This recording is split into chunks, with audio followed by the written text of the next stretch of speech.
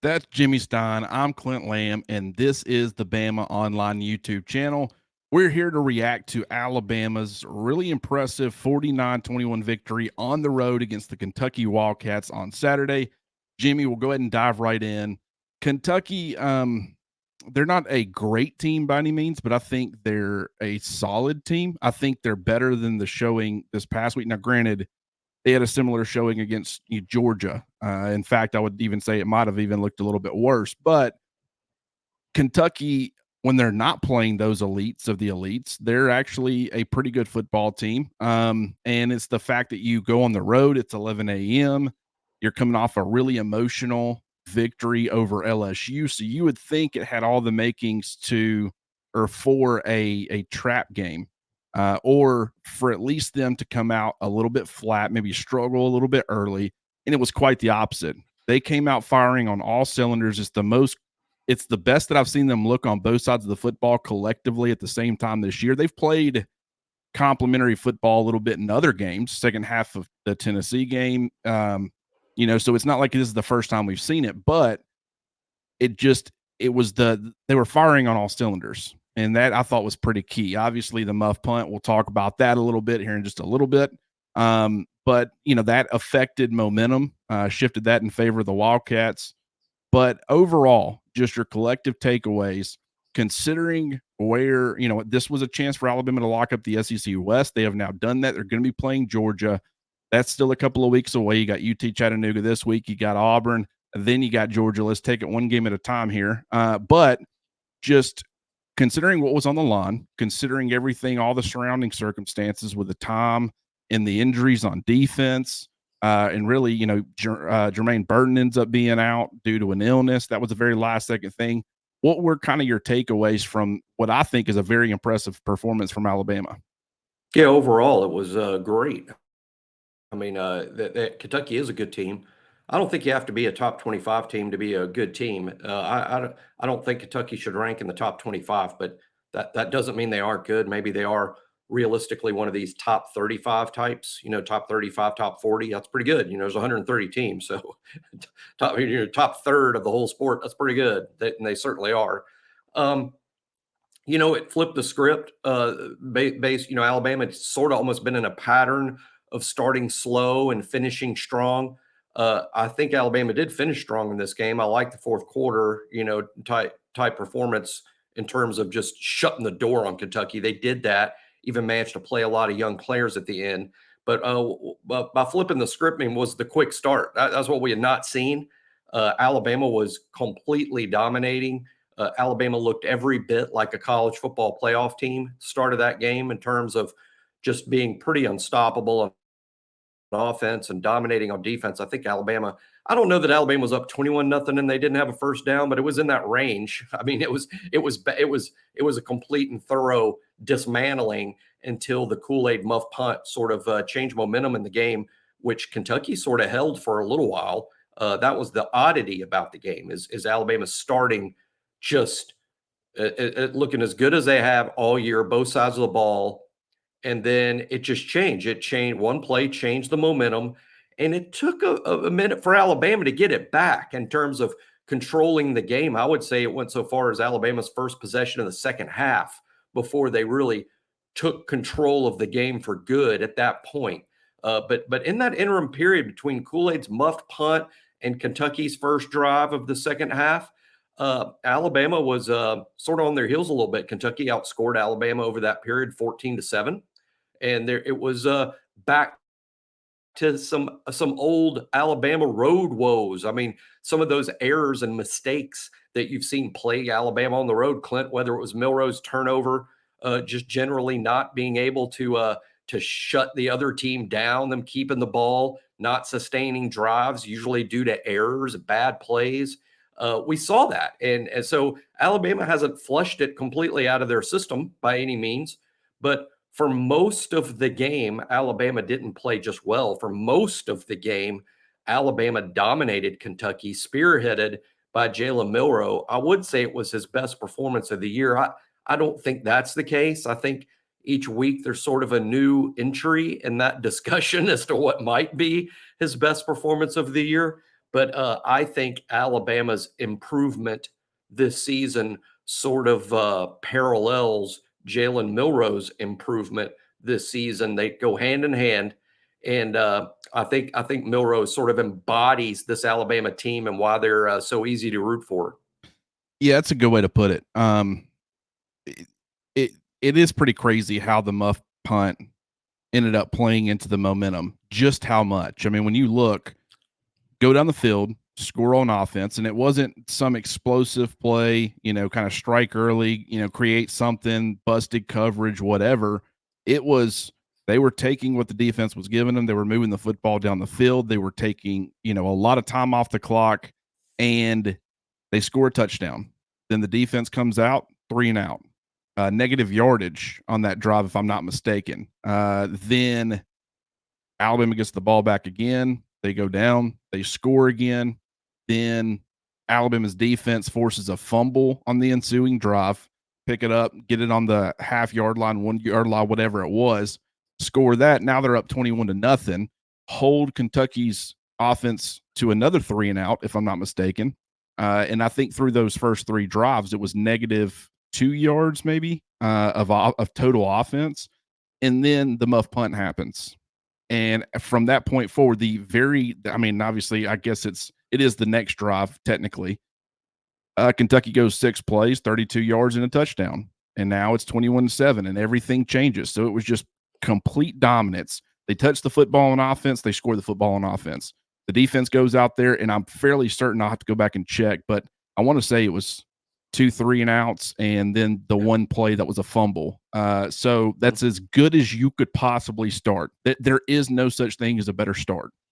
And you start to say, okay, if this team going on the road with the time, a lot of when you're playing football early. I mean, I played at Birmingham Southern for a year, and all of our games were, I think, at noon, maybe 11. It's been a long, long time, but it was either 11 or noon every single week. And I will say, when you're in there eating breakfast at 6 a.m., getting ready for all the pregame stuff, and it feels like your day's really just getting started, and you're walking on a football field, and you're the intensity, it's very tough to get up that early in the day. And so anybody's going to kind of struggle with that, even though, I mean, there are certain conferences where it's a lot more commonplace to play early. But for the SEC, for Alabama, it's a road environment. You had the emotion last week. Like I said, I was very impressed with how they started. Wasn't overly impressed with how they responded following that muff punt. But I will say this: they continued to work. And you saw even Kool-Aid on the right after it. I mean, he's working really hard to make a play, make up for it. And, that's certainly encouraging too. I thought it was pretty key that the coaching staff left him out there because, in my opinion, and a lot of people question this because they really don't want Kool-Aid McKinstry to be the punt returner right now. But, and I understand it's 2 completely different positions, but the confidence that it takes to play cornerback at a high level, you've got to have swagger. You've got to have confidence. You've got to be feeling yourself to play at a very high level. You can watch Terrion Arnold, and he's feeling himself this year compared to last year. I mean, he's very confident in what he's doing. And so understand that it's a different position, and you can still say, well, I might have screwed up as a punt returner, but as a corner, I'm still really good. I'm fine. That is true, and you would expect that to some degree. But when you are considered one of the leaders of the team and you're getting benched in any capacity, it's kind of embarrassing, I'm sure. And especially after a muff punt, like you go out there, you muff a punt, and now you're sitting on the bench, and they're highlighting you, showing you on the sidelines, talking about you getting benched, all those things. You never know what can happen from a confidence perspective. And he's been really effective at it in the past, and the coaching staff still believes him. And Nick Saban also said that one of the players ran into him, and really he didn't view it as Kool-Aid's fault. Some fans might view it differently, but the bottom line, they left him out there. He started fielding punts. He had the big punt return. And I feel like that maybe you might start seeing some signs of the old Kool-Aid. And so I thought it was important for the coaching staff to stick with him and not, give up on him, even though he struggled for a majority of the season. I thought that was pretty big, Jimmy. I think I'm with you entirely. I think it's an interesting discussion and a discussion that has to be had. And I'm sure it's a discussion that takes place in the Coleman Hustler special teams meetings with Coach Saban present in terms of, are we going to make a change there? I'm sure it's being discussed. But I'm with you, Clint, in terms of which way I lean towards this too, is keeping Kool-Aid back there. I think it's too disruptive to take him out. I think it's late in the year. I think you make an excellent point about his confidence and we've seen him not just do this job, we've seen him excel at the job. If you go to Isaiah Bond, who's the number 2 punt returner in terms of reps and practice and before the games, when they're warming up before the games, it's clear Bond is the next guy up after Kool-Aid. If you go to Bond, we're all hoping Bond's good at this. We're hoping he can cleanly catch the ball in a game situation and then make a play. You're not hoping with Kool-Aid. We've seen it. We know he can do it. There's a knowledge that, boy, Kool-Aid's really good at this. We know that's in him because we've seen it happen. You don't want to hurt his confidence as a cornerback where he is just absolutely invaluable to the team. And he's a leader on the team. And I'll throw this thing in too, Clint. You're now a week and a half away from playing Auburn. I know that most everyone listening to the show, including myself, even including you and your playing history, I don't think anyone listening to this has ever returned a punt on the road in an SEC football game at Auburn, Alabama. And I don't think that Isaiah Bond or Cole Adams, who's weirdly the third guy, by the way, is Cole. I don't think that Isaiah Bond needs to return his first punts as a college football player at Jordan-Hare Stadium with 100,000 screaming Auburn fans. I think that is Kool-Aid. It needs to be Kool-Aid, and Kool-Aid needs to figure it out. And maybe after the Muff turnover, that was sort of the turning point for him because he looked pretty good after that. By the way, I thought he caught everything very cleanly and then even made a good return later in the game. So I'm with you, Clint. I know it's not the popular take. I know what the popular take is from reading the board, the premium message board, the round table at BOL. I know what the popular take is, but I'm with you. I don't think that Nick Saban will make a change, and I don't think that he should make a change. I think Kool-Aid just simply needs to play better. Well, the number one thing on that front for me at the time, and once I heard Nick Saban after the game, it's like, okay, I don't think a change is being made, period. But I thought at the very least, you let him finish it out, and then you reevaluate the position maybe during practice. It's not this, you highlight him, you highlight the fumble, you show it from 14 different angles on the TV broadcast, and you show him over there sitting on the bench while somebody else is out there getting ready to field the punt, and you're talking about how he got benched and all these things. It's to me, it would be better to have waited and let him finish out the game because you do have confidence in him, and then you can reevaluate. Okay, was this his fault? All these different things, and the way Nick Saban responded after, I don't think that's going to happen. I don't think a change is being made prior to UT Chattanooga. I don't think it's being made prior to Auburn. I mean, I guess it depends on what happens against UT Chattanooga. But like we said, and we spent a lot of time talking about this, and we've kind of, I feel like I'm going in circles myself here. But at the end of the day, I just don't think it's going to happen. So I think fans need to. It's frustrating. I'm sure it was frustrating with when Seth McLaughlin was struggling with the snaps. That's been cleaned up for the most part. You still might have the occasional issue, but that is a problem that has kind of resolved itself. And now you're getting much better play, much more serviceable play at the center position than you were earlier in the year. And maybe that was a turning point for Kool-Aid because he seemed very motivated, whether he was playing corner or whether he was a return man. He was going to field it. He was going to get a big return. He was going to make solid, sound plays on defense. And that's how you want a player to respond to any sort of adversity. So that's good. A lot to talk about, both offensively and defensively. I mean, you talked about Milroe. I do think this was one of his better performances. With Milroe, you're going to still get the occasional, what are you thinking? What were you seeing there? But what I want fans to understand, and if it happens against Georgia and it gets you beat, it'll be his fault, and everybody will hate him for it. I mean, not everybody, but a lot of people who were very for him will be very against him, and they'll turn on him if that sort of thing happens. So you never know when the timing of some of these plays is going to happen. So it's not like it's a good thing, but it's moving in the right direction still because it's not as common. Like it was like last year when he come in mop up duty, when he played against Texas A&M, when he played against Arkansas, there were always, you would go and you would see one or two decisions and you would say, what did you see? What were you trying to accomplish here? I mean, he threw a lot of late game interceptions, just chunking the ball downfield, had a terrible decision. I think Austin P where he rolled out and I mean, just a terrible interception. You look at Texas, you look at, Ole Miss in the end zone. But nowadays, when's the last time he had one of those, Jimmy? I mean, it's been a couple of, several games. And well, I the think thing to remember, the thing to remember is progression is never linear. It's football, it's sports, it's football and sports. You want to be progressing, but it's never going to be linear. It's not like all of a sudden every interception is behind you. And I'll remind people that think interceptions are absolutely a reason to for the world to end. Some of the best quarterbacks in the NFL happen to throw quite a few interceptions. And no one in Buffalo is making a quarterback change. If you say Jameis Winston's one of the best quarterbacks in the NFL, I'm not. I'm ending this podcast now. I'm not going to do that. I'm just saying that last season, the two quarterbacks that threw the most interceptions in the NFL for the season long were Josh Allen and Dak Prescott, neither of whom are in danger of losing their jobs, or rightly so. They're two of the best quarterbacks in the world today. Just because it happens doesn't mean that you scrap it all and flush it down the toilet. The good news for Jalen Milroe and his fans and Alabama fans is, like Clint was saying, it's now it's like, gosh, when was the last time that happened?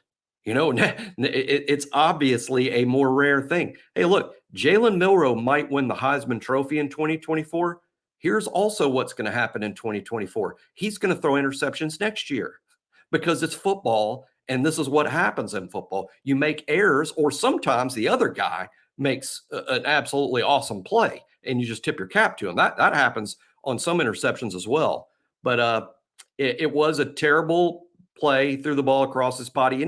One of the habits that he has that I know they've worked on, and it has improved, is he drifts right. He doesn't really stay in the pocket. He doesn't step up in the pocket all the time. He sometimes doesn't play with urgency. He sort of drifts. I think you can almost tell watching him, he's not even really doing it on purpose. It's just some sort of, when he's on autopilot, this happens. He drifts right.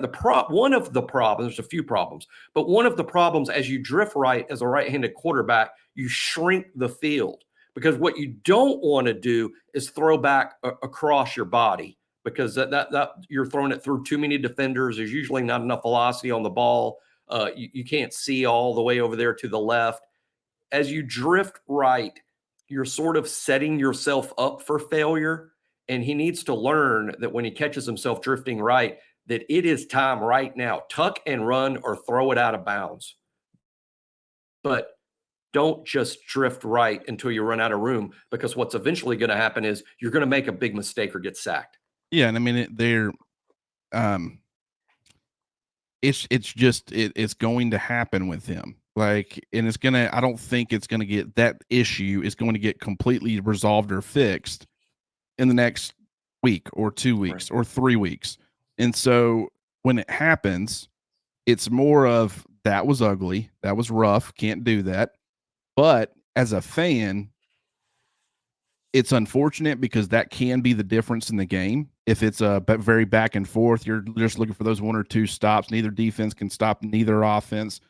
That sort of thing. It can lose you a game. But as a fan, you should have confidence in the fact, by this point, he has proven that he can respond after those turnovers. And he's jogging to the sidelines. Everybody that's watching was like, that one was rough. He's already moved on to the next play. And that, I think, has been the biggest difference for him as a player, is that his mistakes aren't compounded by the fact that he can't move past his mistakes. And I think that is out of all the things that we've seen him improve, he's looking defenders off more. He's making reads a little bit faster. His processing is speeding up because he's been playing more football. But his number one difference in what has made him a good player has been his ability to, the defensive, I wouldn't say the equivalent, because I think he's mastered it, and the fact that he's a true freshman is pretty incredible. But Caleb Downs literally gets up the exact same way When he's in on a tackle, if he makes a tackle for loss, he might get up and celebrate a little bit, but he's almost immediately jogging back to get in this position for the next snap. If he makes a bad play, he was out of position, whatever, doesn't get up, doesn't get frustrated with himself, gets up, jogs back the same way. It is next play, next play, next play. It is what it is. And, the more that Milroe has learned how to do that, the more effective he's been. And that's made a huge difference for Alabama's offense. Let's talk about the skill positions, and we'll do it kind of broadly. And I do want to talk about Ty Simpson a little bit here in a little bit because I thought he performed pretty well, very well actually, in mop-up duty, which I thought was pretty key.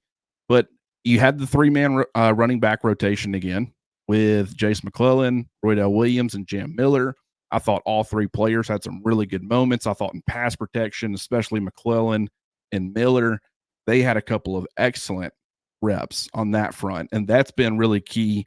A very underrated aspect of how this Alabama offense has improved is the fact that the running backs have improved in pass protection. So that was absolutely key.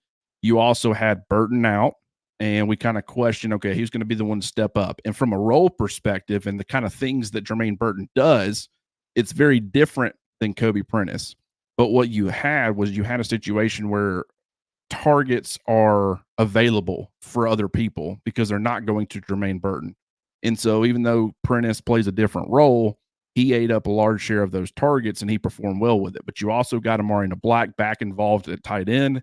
I thought CJ Dupree played a very good football game, a very complete football game. This is kind of the player we were hoping to see. He's not getting a lot of targets, but he was effective as a pass catcher. He was effective as a blocker, both in pass protection and as a run blocker. So from the tight end perspective, wide receivers, running backs, what were some of your initial takeaways or, just overall takeaways? Yeah, just improvement across the board. This Alabama offense has improved. This offense was given birth to week 4, my opinion. Week 4, we started building this offense. And Second half. as it's been built, it has improved almost weekly. Again, progression's never linear, but it has been a steady improving offense. And literally every position group in my mind has improved. The backs are better at protecting. The backs are better at making a difference in the game and making plays in the game. We're even having backs catch balls, which isn't something we saw in September and early October. Now the backs catch balls and make plays, as we saw Roydell Williams score a touchdown this past game, catching a ball. The tight ends have really produced all season, or at least they've contributed all season as pass catchers, but now they're sort of a little more lethal. I think Amari Niblack, the thing I like about him is, when we go to Niblack, it's usually not a contested situation, right? I mean, he normally finds himself with some space, around him. He's good at getting open and making a play. It's not just, Dupree, he's going to catch a ball and he's going to ramble and it's not going to be too pretty in terms of yards after catch. But Amari Niblack, he's a separator. And by that, I mean, he gets open and he catches the ball and he makes a play. I think next year as a junior, Niblack could really be one of the country's absolute best weapons from the tight end position. But I'm seeing improvement across the board that the wide receivers could really be helpful with Burton out, Brooks out, and still step up, and Bond have a bunch of targets and Prentice catch a touchdown. Jalen Hale comes in and makes a couple of plays with Ty Simpson in a quarterback. I think altogether, Clint, just as I would describe the Alabama offense as weekly improvement, the skill players have gone right along with it, just weekly getting better. Yeah, and that's been the key. I mean, it's to be expected. I mean, we said this. I think some of these position groups, like the offensive line, we said that the starting point was a lot worse than we were anticipating, but they've continued to get better each and every week. And like you say all the time, the progress is not always linear, but when you look at them right now, a very impressive group of players. And you're probably going to lose J.C. Latham. I mean, it's almost 100% that you're going to lose him to the NFL draft, but now you're looking ahead to 2024. And it's possible if you really wanted to, with the way Jaden Roberts has taken over as a starter and playing really good football, you could return 4 or 5 starters along your offensive line if they want Seth McLaughlin back, which, fans need to go ahead and anticipate that because that's probably going to happen. Good chance. Yeah, and with Niblack, but in the 2 previous games, he had 1 catch for 5 yards collectively. It wasn't necessarily through a Locatron. Now, he wasn't getting a ton of volume or anything like that. Nobody in this offense really is outside of Bond and Burton as far as consistently. But he had gotten a couple of targets in each of the previous 2 games. Him and Milroe could not connect at all in the LSU game. And Black had gotten separation and had, he was going to have a big, long touchdown against LSU, but Milroe couldn't get him the football. His deep vertical passing was a little bit off in that game. And so they couldn't connect. But I thought it was pretty important that they got him back involved because he's a big weapon and he's a big mismatch problem for opposing defenses. And to your point about kind of how he's doing it, he's this big body guy. You would think he's going to be very effective in the red zone. He's going to be a guy who can, make those contested catches, and he does have that ability. I think it's kind of strange that Alabama doesn't utilize him more down in the red area, especially when they've had some struggles down there. But I think they limit what they ask Milroe to do down there because everything's condensed, and you can bait him a little bit more and create some issues for him. So they're having success with whatever they're doing as of late. They're scoring points, so there's not really much of a reason to go elsewhere. But when you look at Niblack, he's got 4 touchdowns this year, 26 yards, 29 yards, 39 yards, 29 yards. So the guy's just making explosive play after explosive play when it comes to, when he is targeted, he's going to generate a really big play more times than not. And so that's really key for this offense. It's something where it's enough. He doesn't have to be getting 5, 6, 7, 8 targets for defenses or defensive coordinators to turn on the film and say, we're going to have to figure out how we're slowing this guy down, because they know that when those moments happen, he creates big plays and he can be a problem, and that can be a touchdown, and you don't want to give up touchdowns. So he's a guy that you have to account for. But I was really impressed. Jalen Hill continues to be, and we thought that maybe his role would expand a little bit with Burton being out. He was one of the guys that, you talked about. You thought Malik Benson, and I guess got a little bit more involved, but not really. His role has been, it doesn't, everything else around him changes kind of week to week. Outside of like Bond and Burton, it's really, but he's never that guy where he takes over that kind of number 3 role. It's kind of weird. Mm-hmm. Yeah, there's never been a third guy. There's never been. That's one thing about that we'll spend a lot of time on this offseason that I'm already sort of looking forward to because the discussions can be so great. But the fact that there's clear 1 and 2, that's what this season did. Clearly, Burton and Bond, 1 and 2, Batman and Robin. The third guy has been, at best, I guess you could call it a revolving door, but there really hasn't been a third guy. I guess my answer is Niblack.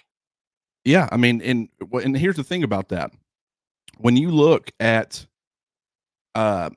even the 2021 offense was run through Jameson Williams and John Mechie, or the passing game was. But you looked at them compared to these guys. Obviously, I don't think the current 2 guys, or at least they're not at the level yet of those 2, but also the number 3, it was clearly Slade Bolden. Granted, Cameron Latou also, if it wasn't Slade, it was going to be Cameron, but most weeks, Slade Bolden was that number 3 receiver. It's different this year because it could be anybody. It could be it's like 5 or 6 guys. It's pretty wild. I also think that can, in some ways, make it difficult to prepare for Alabama because you're preparing for some. If you spend all week on Amari Niblack thinking he's kind of that number 3 guy, and then maybe you throw in a, Kobe Prentice because you kind of view him as the number 3, well, then here comes Jalen Hill. And that's not his, what he does well, you didn't necessarily prepare for as much as you probably should have, or maybe it's, it's a number of different people that it could be. But I like where this offense is heading. I like where Tommy Rees is heading. I know that some fans view the play calling in this game as a little bit of regression compared to previous weeks. When you get up 21-0 super early, you can kind of call a vanilla game, and you don't have to reveal too much. You don't have to do too much. It's, call the play. What they were calling for the most part was working. Why get super creative and cute and show what you got? Even more of what you've already shown. You kind of, what Auburn might be thinking is, if you don't see a lot of it against Kentucky, you don't see a lot of it against UT Chattanooga, well, maybe they're getting away from this a little bit. And then they hit them with it and they run it. They do some things they had done in previous games. And so it's, I think there's a method to that madness, so I wouldn't be overly concerned about that. Anything else on the offense before we decide to move on to the defense? I guess we could talk about the offensive line, but I thought they were good. No sacks allowed. I think they did allow 6 pressures, and half of them came from Caden Proctor. But overall, I thought the offensive line had a really good performance and kind of controlled the line of scrimmage like they needed to.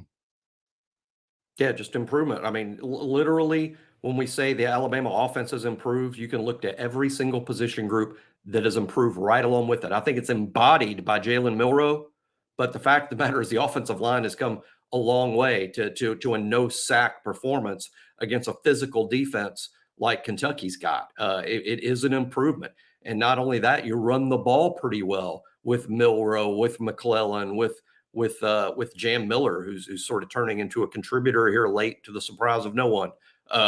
So I think the offensive line, it started, I think, settling on 5 once Jaden Roberts sort of settled in there at right guard. And now you've got 5. And then Seth McLaughlin, almost with no fanfare, sort of eliminated those snap issues, which were just flat out terrible over the first half of the season and now sort of non existent. I mean, the snaps are fine. The line is fine. Caden Proctor still has a couple games to go. I don't think we'll see the real Caden Proctor till he's had a whole year in strength and conditioning and watching the film, though what went wrong in 2023 film for Caden Proctor. And I think a lot of it, frankly, is just addressed by experience and in a year in strength and conditioning. But overall, Clint, I think the offensive line, I would go so far as to say it was a September liability, but it is a November asset. Yeah, and to your point about Proctor and the offseason stuff, that's where a lot of your I mean, obviously getting the in-game reps is going to be critical because he's been put in a ton of situations. He's understood where he's failed, and there's some things that he's got to change. But some of it, like if it's weight related, you can't really do a whole lot about that in season. You're not going to lose 20 pounds. But at the same time, what do quarterbacks do in the offseason? They go see some quarterback guru and they work all offseason with them and they get things fixed. Quarterbacks will fix, their throwing motion. They'll spend all offseason. So it's like it's same thing for pretty much all positions. You'll go and you'll do a lot of reps. You'll have somebody that's mastered that position. They'll look at how you play it, where you need to improve some nuanced things, but you need to have that game film available to be able to watch so you can kind of know what you need to work on. Because in high school, a lot of your stuff is masked. You're going to dominate whoever and do what you want to pretty much with anybody you go against. If you're a 5-star like Caden Proctor, who's 6'7", 335, 340 pounds like he was in high school. So one more quick thing that we need to talk about is Ty Simpson. So we're going to bring him up, and we definitely need to, because I like how he got in early. And when he came in, he continued to operate a normal offense for Alabama, or a more normal. Like, obviously, as you continue to get later into the game, it became more of a mop-up thing, but they let him throw the football around a little bit. And obviously, I don't know if that had anything to do with the fact that Milroe at the beginning of the game hurt his thigh. And maybe they're thinking, okay, what if, we got to start thinking about the possibility if we're going to run Milroe like this or let him run like this, we need to have that backup prepared. The entire season can't fall apart when you lose your quarterback. I understand that, a lot of teams would, but at the same time, you want to still try to be able to win football games. And I mean, Ohio State in 2014, they won a national championship going to number 3, with Cardale Jones. So it's not like it's impossible. And Ty Simpson, I think, is a good enough player. He would have some issues, but I still think Alabama could win some football games if he had to come in and play. But I like how they let him throw the football around. I liked what he did as far as, being able to extend, escape. Obviously, Jam Miller had a key block that helped spring him on that 3rd down, but just the fact that he showed a little bit more Milroe than people realize. And so I think that is good for Alabama if something were to happen down the road as far as insurance is concerned. We talked about this with Jalen Milroe, and it's not just Milroe, it's every young quarterback. They're ready when they're ready. They all mature at a different pace. And, it's a small sample size, and if some think this is an exaggeration, that's fine. But just what I see a Ty Simpson that's ready. I mean, I think he's ready to play now. I don't think he was ready this spring. I don't think he was ready this fall or this fall camp. But ever since the South Florida game, when Ty Simpson finally became QB2, that means he's getting reps now. He wasn't getting reps before. He gets all the QB2 reps now, which is more reps than people know or realize. But now that he's settled into that second role and has gotten the reps and he's gotten older and he understands the offense even more, eventually it was going to happen. And I think it's happened for him. I think he's ready. The thing is, though, he didn't need to be the starting. Alabama's got a starting quarterback. That's been settled. We know who the starter is, and that's fine. But the Ty Simpson I saw this weekend is ready to be a starting quarterback in the SEC. That doesn't mean that there's a quarterback competition again. Doesn't need to be. But I just saw a kid that's ready.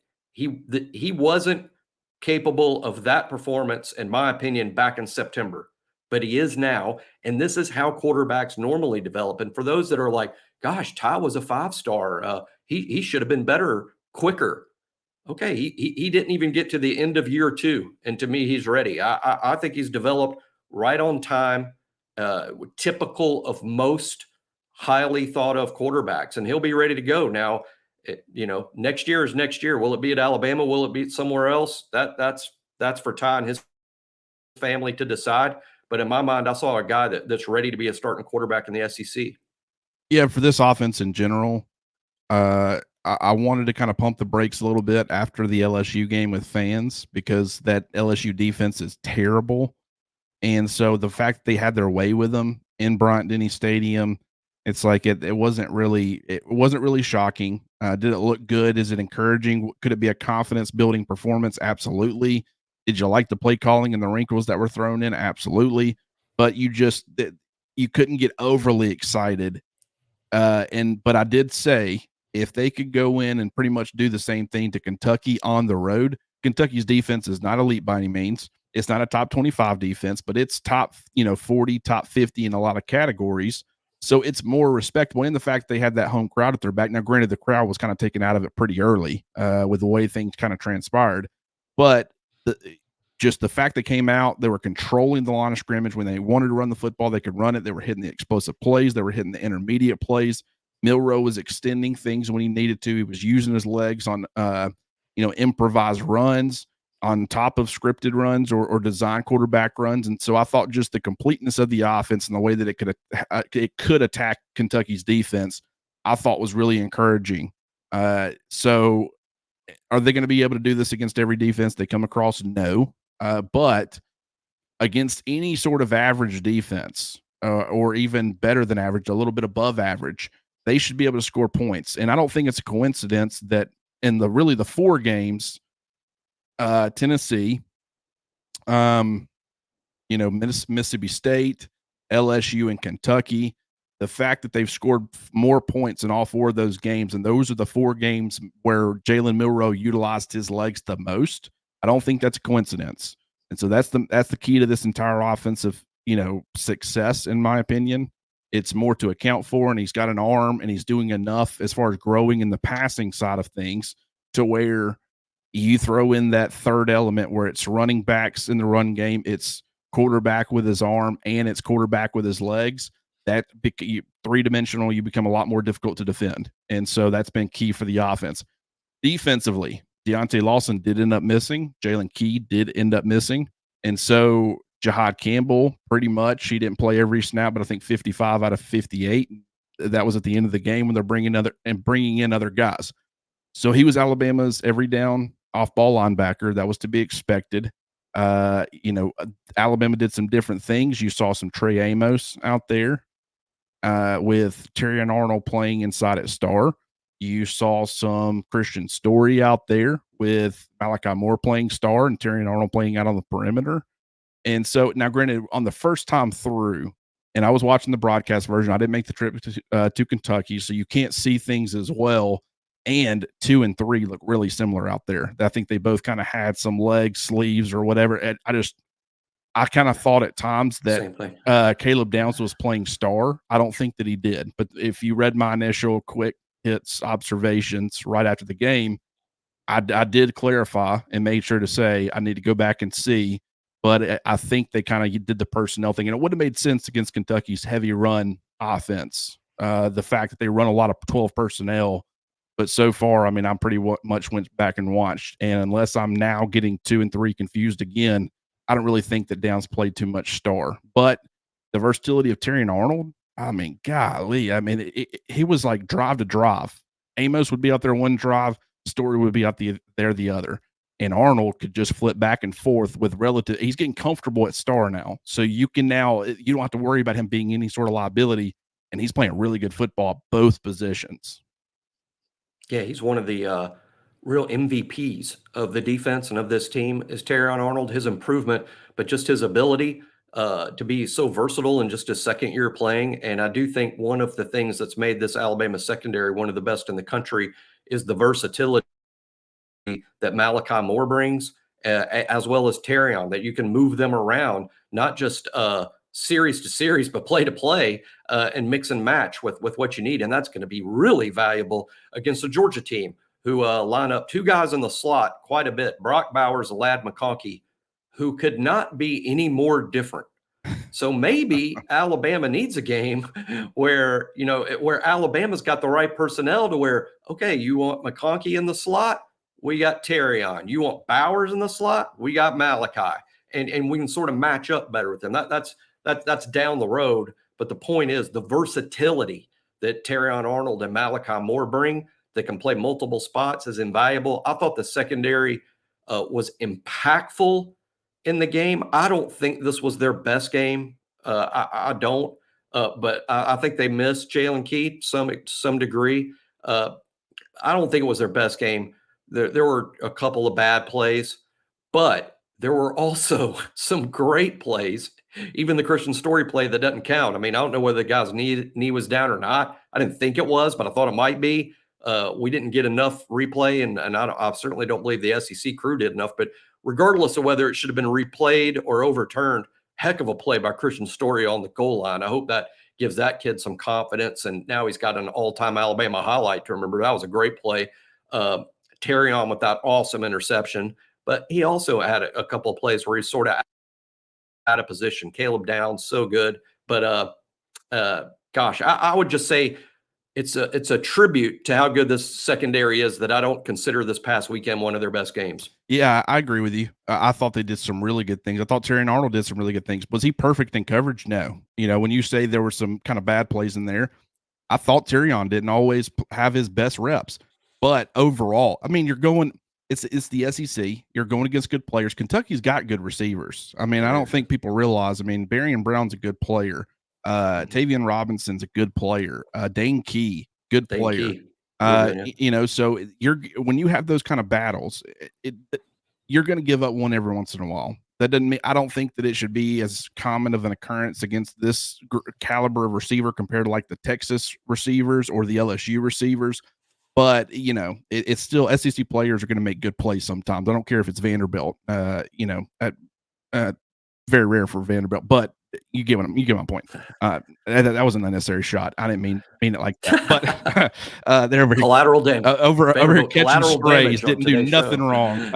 But what I'm more I am impressed with Malachi Moore's versatility. And the fact that he can move around, he can handle different roles. He's a communicator. But kind of when you're playing safety, there are going to be times where motion and stuff creates a situation where you got to roll up down into essentially become the star to the opposite side of the field. You got to roll down over the slot when there's motion. And when you're playing star, there's going to be quite a few times where motion goes across the field and you're going to back off and essentially the safety rolls down and replaces you. You replace him essentially as the safety, and then the other safety kind of moves to the other side of the field. So that's kind of at least you're familiar there. But with Terrion, the perimeter cornerback is such a different position than star in everything that it requires and the kind of skill set that you need to be able to play both at a high level. And the fact that he's flipping back and forth. I mean, I guarantee you NFL teams were salivating watching when they do, if they have already or if they are going to, they're going to be salivating at the fact that he can just flip back and forth. And it was so effortless. And he's making plays at those spots.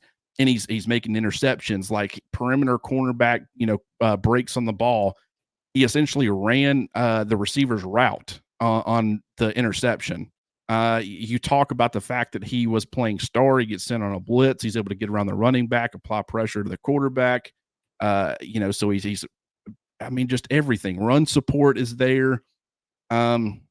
Just such an impressive player. I can't say enough good things. And one thing about this tandem, me and you, I missed a ton this year, as far as preseason, and I'm not gonna shy away from it. When this year's over, my Earl Littles and my Justin Jeffersons and all these things that I missed, I'm gonna bring it back up, and we're gonna go over what I got right and what I got wrong.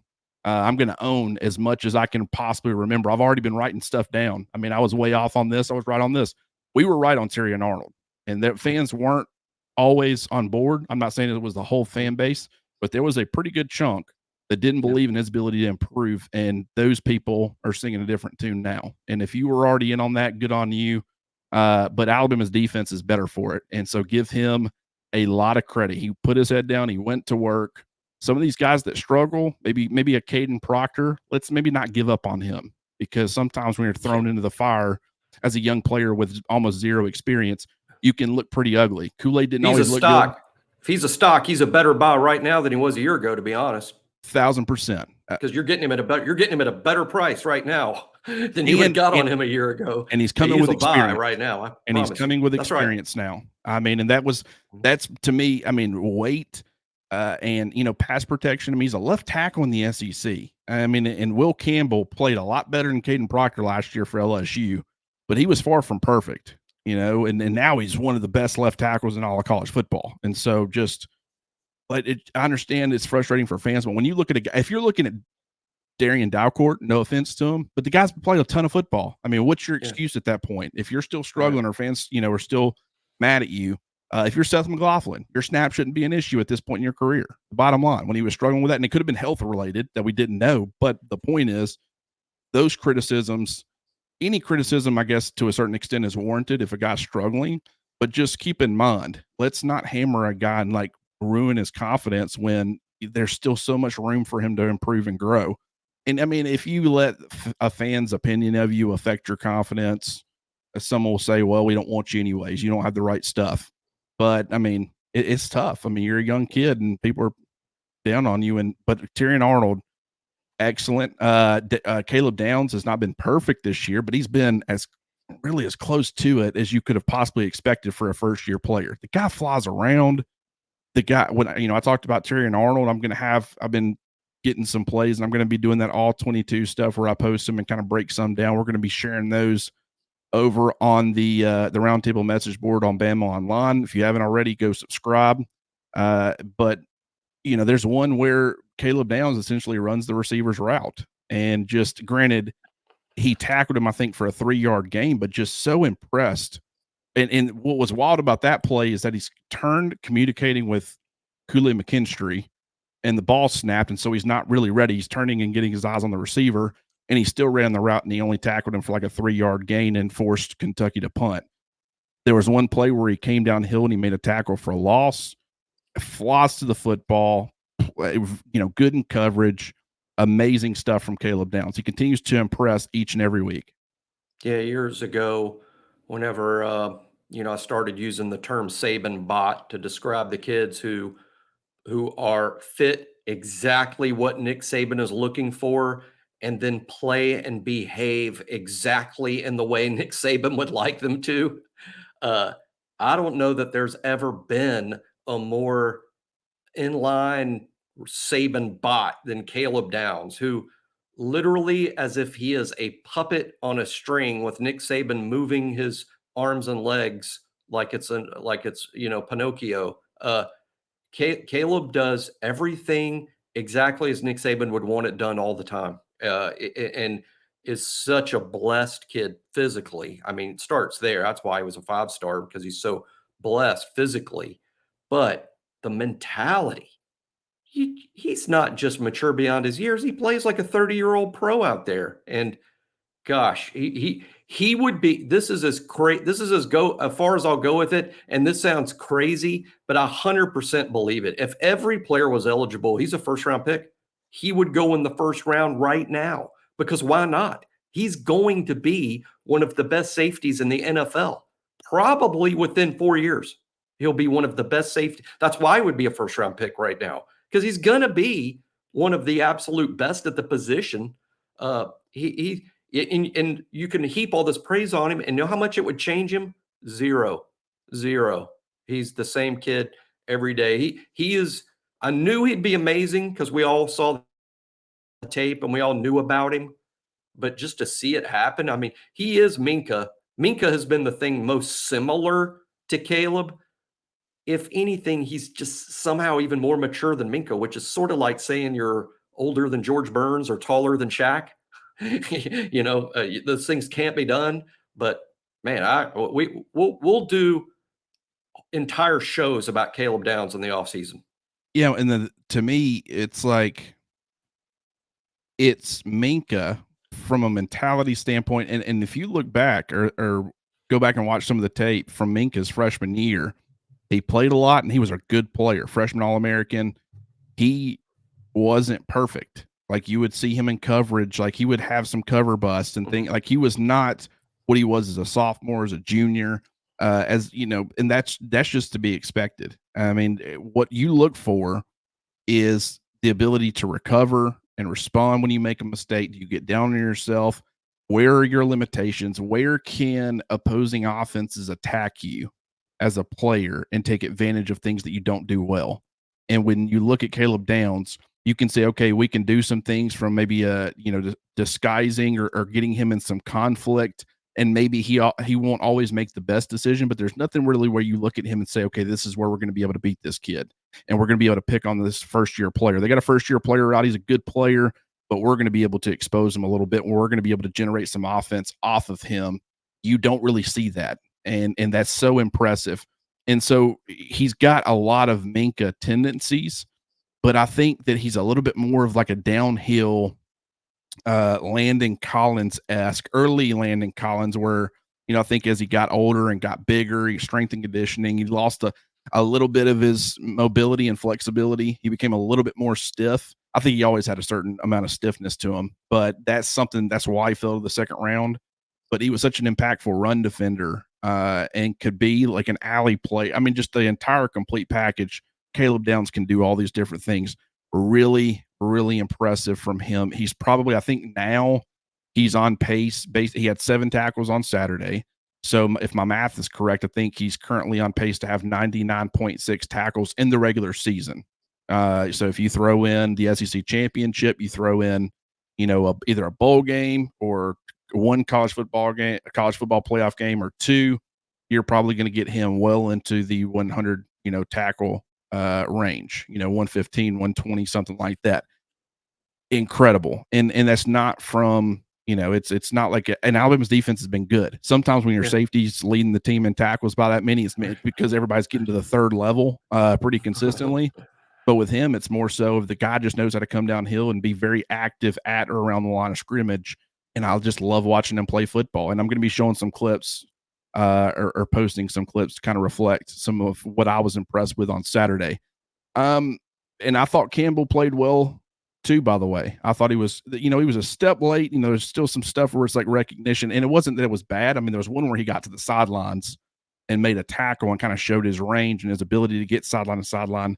But I noticed that, you look at Tresman Marshall, and Trez is kind of already moving in the direction of the running back, and Jihaad was just a little bit late. But at the same time, he's not used to the position. He certainly didn't have all the experience that Tresman Marshall does for what he is and what he was expected to be as far as a potential edge rusher, adjusting to playing off-ball linebacker. You saw the same kind of slow play out of like Rashaan Evans when he was making the transition and stuff. So that's to be expected to a certain extent, but he still got to the sidelines and made a tackle, good in coverage. Once again, I say it all the time. It wasn't perfect, but really good in coverage, everything that you could ask for at that position.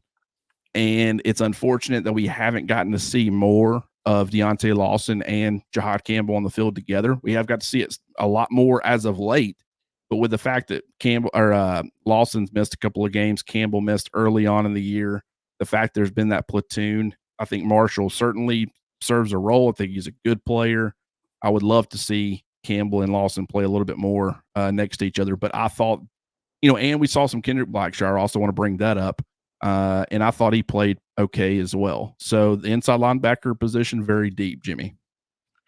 Yeah, Jihaad, we just got off talking about Caleb Downs. Even though Caleb is a year younger, I would describe Caleb Downs as sort of a finished product. He is absolutely ready to play. He's going to get better, as every player does, as he sees more and has more experience. I mean, Caleb's going to be better, but Caleb is ready. He showed up ready. To me, Jihaad is a guy I would describe as he's going to be great. Caleb is great. Jihaad is going to be great. Flashes of greatness. All the ability in the world has been shown to us already. I mean, we have already seen conclusive proof that he's going to be great. I just don't think Jihaad is a finished product like Caleb is. Jihaad needs more experience. He needs more time. He needs this upcoming bowl practice and the upcoming spring practices. And I think next fall is when we will see the real Jihaad, probably just in time for him to go off and be a first-round pick, frankly. But I think he's not a finished product, and I think you can catch Jihaad out of position, and which isn't going to happen much with the Caleb Downs. And that's just because, as you pointed out, Jihaad is still learning this spot. It's complicated inside. Outside is easy. Inside is hard. Because there's so much more happening, so much more quickly, and in terms of the reads are more complex, and you're responsible for others. So Jihaad still has a ways to go. To me, Trez knows what to do. He knows it almost, or yeah, I'd say he knows it almost as well as Deontay Lawson does. He's just not quite as gifted, I think, as a Lawson or as a Campbell. So that's what his challenge is. He's got to do it with his head because he doesn't have that first round ability that maybe Campbell and Lawson have. But Trez has been invaluable to this Alabama team simply because he knows what to do. The fact that he could get here when he got here and still run the defense. We need to be very appreciative that the staff was smart enough to know this would be a need, because I don't know where we'd be without Trez. But Campbell's getting there. Can't wait to see him once he's a finished product. He's going to be just a monster. He's getting there though. Well, and this is one. I'll share a secret. When you watch Kool-Aid, you saw struggles in his first season, but you saw flashes. With Terrion Arnold, you saw him struggle at times, but you saw flashes. And so, and I don't mean flashes of a good play. I mean flashes of a great play where he just there's things that they do that you watch and you say other people can't do that. And so their issue is consistency. And especially at a place like Alabama, they're going to fix that consistency issue in you with more experience. Naturally, you're going to get better the more experience you get in all these different things, but you're going to get coached up in a way where you become a much more consistently good player.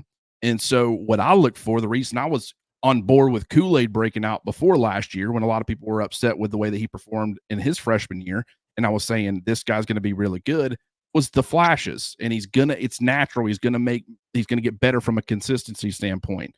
Terrion Arnold, same thing. Jihaad Campbell's, and granted, their struggles for him haven't been highlighted. Like at corner, you're going to get exposed. I mean, that's the bottom line. It's one of the most exposable positions, if not the most, on the entire field. Safety, defensive back really is the most exposable position or position group. But Jihaad, the reason that I think he's going to be great and elite is because his high-level plays, when he sees it, he understands it, he can do things that just other guys can't do. No offense to Trez Marshall, Jihaad Campbell can do things that Trezman Marshall just can't do.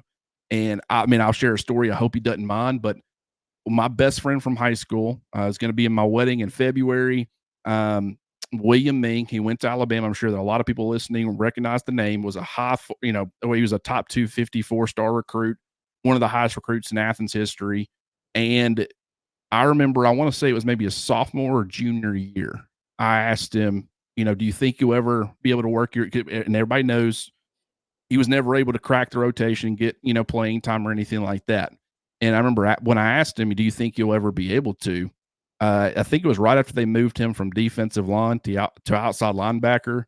He looked at me straight up and he said, "Clint, there are things that some of these guys can do in practice that I just cannot do." I mean, it's just they're so athletically gifted and can, the recovery and everything else. It's just it's different humans. I mean, it's just as much as you can work and try, just physically, you can never do what some others can do.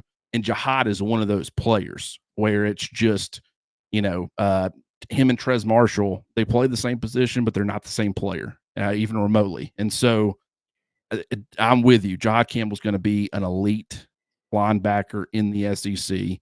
If he's getting there now, I wouldn't call him elite right now, but I think he's a really good linebacker. And then that next step's great. And then that next step's elite. So we'll see what ends up happening. Last thing we'll say, because we got to get out of here.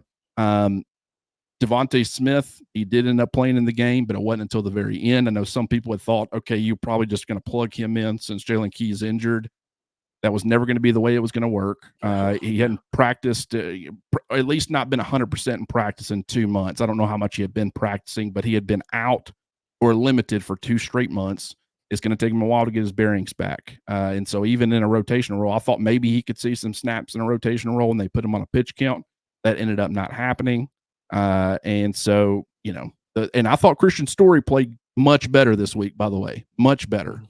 So give him credit on that front as well. But I thought it was encouraging that they got Devontae Smith back, and the fact that they've been dealing with so many injuries in the secondary, that bodes well for the depth moving forward. Yeah, to me, Devontae Smith coming back. I mean, I know he's excited about being back, and we're excited to have him back. And I think he could really be a key special teams player down the stretch for Alabama. I know the staff is super high on him. He was doing really well before his unfortunate injury, which cost him almost the entire season. But I know this again. I don't want to, and with Alabama having so much to accomplish, I ain't talking about the offseason this much in this show, but Devontae is going to be talked about quite a bit in our offseason because I think Jalen Key obviously has to move on to pro football. He's out of eligibility. Really good chance Malachi won't exercise his COVID year. He'll be going to the NFL. So losing 2 safeties like Key and Malachi out of that safety room, I tell you, I go ahead and pencil Devontae Smith as a starting safety alongside Caleb Downs right now in the next year's Alabama defense. I think it's Downs and Devontae. So any playing time Devontae can get this week against Chattanooga, maybe in mop-up time in some other game or just in practice, is going to be invaluable because I think we're talking about a starter in 2024. Yeah, and that'll be interesting because I guess a lot of it would depend on the development of Earl Little. I'm going to slow play that a little bit more, just so everybody knows. I'm going to learn from my mistake, and I do think he's going to be a better player next year than he was this year naturally. Like I said, guys continue to get better. So will he be involved at star? Maybe, because even though Christian Story's listed as a senior, I think that he could. I mean, he's definitely got the COVID year, but then also, I mean, I think technically 1 year, I think he maybe could have redshirted, and he was just listed as a senior, even though he didn't play. And I don't know. I know he's at least got 1 more year though, so maybe it's a situation where Devontae Smith plays star and Christian Story plays safety if he continues to develop and improve. But that's something to figure out for another day for sure. It will be interesting though, because you're losing Kool-Aid. You're probably going to be losing Terrion Arnold at this pace. I'm sorry, folks, but that's just the way it's trending right now. Malachi Moore and Jalen Key. So 4 year 5 stars has been a heck of a group, a lot of experience, a lot of versatility. They're going to have to figure some things out next year. Defensive line played well. I at least want to touch on them. I thought Otis, despite the fact that he only played 15 snaps, I thought maybe this was one of his better performances this year. Yes. Made some really impactful plays. It was good to see Damon Payne get a little pressure on the quarterback. And I said initially that I felt like he deserved the full credit on the sack instead of the half with a Boybe. They met at the quarterback. You're going back and watching the All-22. So I more so understand it now. But I thought that was encouraging. He only had he's already tied his career high for sacks in a season with just the half sack. I think he's had half a sack in each of the last 3 years. Boybe played well. I think he's at now 5 sacks in the last 8 games and 4.5 in the last 6. Amazing. Yeah, he's doing really good. So the defensive line performed well. Don't want to spend too much time on it because we got to get out of here. But Jimmy, if you want to say something about the defensive line, feel free. Gotcha. I think of the 3 units, I actually think the defensive line played the best, of defensive line, linebackers, DBs. I think the D line played, best of the 3 units this past week. Boygby, just fantastic. I never would have imagined he would have this level of a season coming off that injury. Never even wanted to entertain the idea, but he didn't just pick up where he left off. He somehow got better. This is a great all SEC year for Justin Boyd. I don't care if he makes a team or not. He's all SEC in my mind. I thought G Modus looked healthier, quicker, and more impactful than at any point he had all season. Damon Payne showing why he's going to be another significant player in 2024 for Alabama. And Tim Smith plays pretty well every week, and Tim Keenan plays pretty well every week. No surprise there, but a really good performance by one of the better defensive line groups in the SEC and in the country. Yeah, we should probably have given them a little bit more credit because Kentucky, how they operate offensively, 12 personnel, a lot of pro style. It's essentially a pro style offense, a lot of play action off of it. And so really where it starts is stopping their run game.